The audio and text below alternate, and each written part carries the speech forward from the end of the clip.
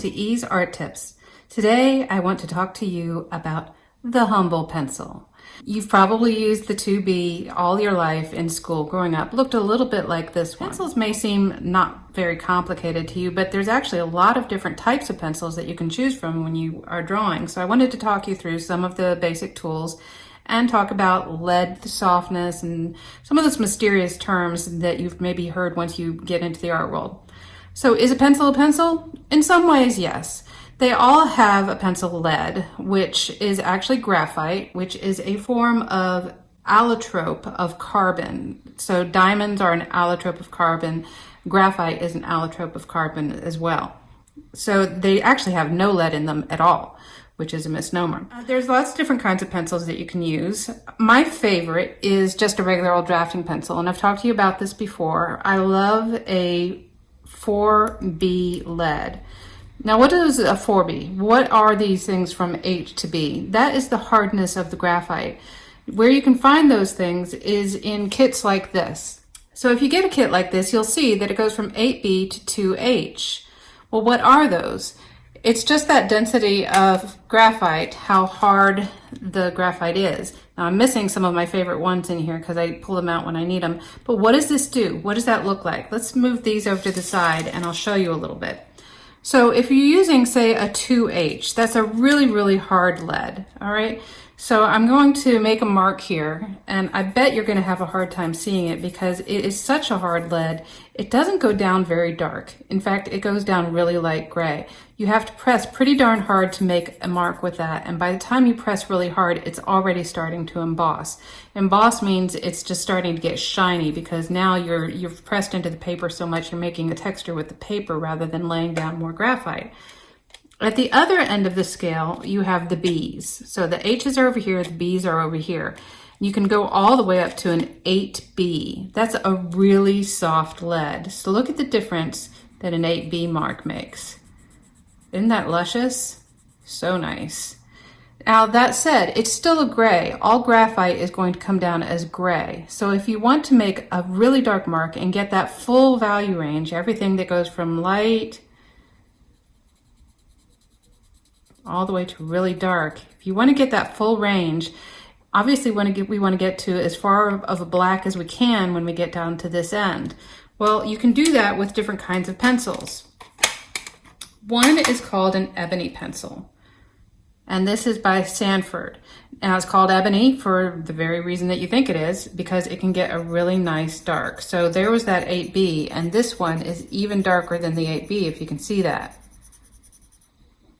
So we go from a very hard lead, softer, to the softest lead. Another pencil that people tend to geek out on is called a Palomino Blackwing. These have a flattened eraser at one end, and I'm not sure what the softness of the lead is because it doesn't say. However, it is a buttery, buttery, wonderful texture to draw with, and a lot of people just love drawing with Blackwings. You can see it gets a wonderful mark there. Another pencil that you can use is an actual architectural drafting pencil. Now, this is a misnomer because it really depends on the lead that you choose to go into it. So the casing is the fancy thing, and these can be, I don't know, $10, something like that. But you get the leads in little kits like this. And I just bought these on eBay. So I got 4B, which that's my sweet spot. I love a 4B. So this slides over and this little guy goes up, and you can see you get quite a few leads, and they're pretty chunky, thick little leads. So when you pay for one of these, you're going to get a lot of nice little leads in there. You just pop them into your little architectural pencil, get them to the length that you want, and then you can draw with that. Now I like 4B because it is a nice soft lead and I can shade with it really easily, but it also can get a very nice fine line. And that's something about any pencil that you want to know. So I talk about how you hold your pencil in a previous video. Part of the reason that you're holding a pencil like this is you want to get down onto the side of the lead. And I don't know if you can see this because it's really tiny, but this has a flat side from where I was just shading. It actually made a flat spot on the graphite. What that does is that gives you the freedom to go in and shade nice and evenly to get a really nice even tone, which of course is going to benefit you when you're drawing whatever it is that you want to draw. But here's the trick with pencils. Once you have a flat side, you can also roll up onto the sharp side that's going to be a result of that flat side, where you can get that thin line. So when you're shading, if you want to keep that even shading, you want to make sure that you're keeping the pencil in your hand that way without it rolling, so that you're taking advantage of that flat side. But if you roll up onto its point, you want to be able to get the advantage of the other sides that have been created because of that flat side. So you can see how you can get different uses just off the point of one pencil. All right, so another pencil that I wanted to show you is one that a friend made me. And just to show you the different kinds of graphites that you can get, look at how thick that is. I'm not sure where they picked those up, but this is a resin case, and they created this beautiful pencil for me, handmade. I'm not sure what the hardness is of this either, but it is a harder lead, and what can happen is you can actually stack leads. So are they all created equal? No, they're not actually. So if you wanted to go in with a lead like this and get those big thick marks, and then you could go in on top of that with, say, a drafting pencil, that's going to get a different look. And then go in on top of that, say, with a drafting pencil, that will give it a different look again. Now, I'm not sure that's picking up in the video that there is some layering happening here, but it is actually happening and can create some pretty cool effects. So it's something that you might want to play with. All right, so in talking about these drafting pencils, which you can just pick up at any drugstore or grocery shop, they're nothing fancy about them. These are the kinds of leads that you get for them. They come in cases like this. Now, what they say is they're talking about the width of the lead. So like this is a 0.5, this is a 0.7, you can see it right there, 0.7, and that is a 0.9. At any rate, when you buy a replacement lead for it, you want to be looking for, there's the width and there's the softness of the lead. So on here, there's the width and there's the softness of the lead.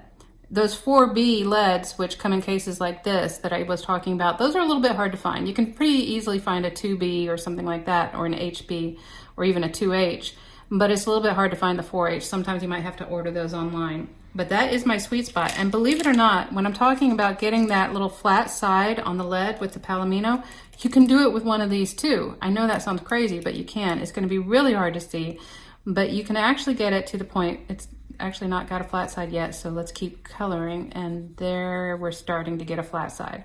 So then you can get that nice even tone and shading by making little marks, because now we're taking advantage of a large expanse of the flat side of that graphite. And I can roll it and get back up on the point again, just like I did with the Palomino. How crazy is that? So you're getting basically two drawing tools in one. So I really don't know if you can see that flat side in there, because that's so teeny, but it actually is working. I'm gonna give you a bonus on erasers as well while we're here, because erasers are the other end of the pencil. And I know there's a lot of people who are snobs about, using erasers. I am not a snob about erasers. It's at the other end. Why not use it? It was put there for a purpose. And anything that gets you to that end result, I think, is a valid tool. So I am not opposed to erasers. So as far as erasers go, my favorite are these white plastic erasers. This one is called a Magic Rub, and you can see that the name has magically rubbed right off of it because I've been using it so much. Well, that white plastic eraser comes in several forms. It can come in one like this. This is one is by Stadler, but lots of different companies make them, and you just press it out and and you can buy refills for these. And my favorite is this one by Mono Zero, and a few different brands make these, but look at how teeny that little plastic eraser is. And you can buy refills for those as well, which look a bit like that. Yeah, they come in little cases like that. That's pretty beat up from being carried around in my pencil bag. These can get you some really precise eraser action, which is fantastic. But there's a little trick that you might want to learn with something like this. When you're erasing, you don't have to always erase just to get rid of the graphite. Sometimes you can do it for blending. So if you're just gentle with it, you can actually get some blending effects. And you can see it's kind of going outside of the area that I was just shading. Now, the softer the lead, the more the blending will be available to you. You can see it happening there a little bit. Also, when you do that, it's getting on the eraser. So believe it or not, you can then use the eraser to put down some graphite elsewhere if you do it lightly. So the softer the lead, the more you can pick up on here and then maybe put somewhere else. See how that's happening right there. that can be used to your advantage. So you can come up with some really kind of painterly soft effects when you're working with pencils and in combination with erasers. So that's just a few little tricks and tips of the nuances of using pencils. They sound complicated, but they're not. Once you understand the lingo, the H to B, the softness, the size of the leads, you can choose the pencils that work best for you to achieve the results you want. And I hope you have a lot of fun with them. Pencils are a wonderful tool for us to achieve our visual dreams. So that's the end of Ease Art Tips this time. I hope to see you back for future Ease Art Tips when I'll talk about some other wonderful artsy thing. Bye!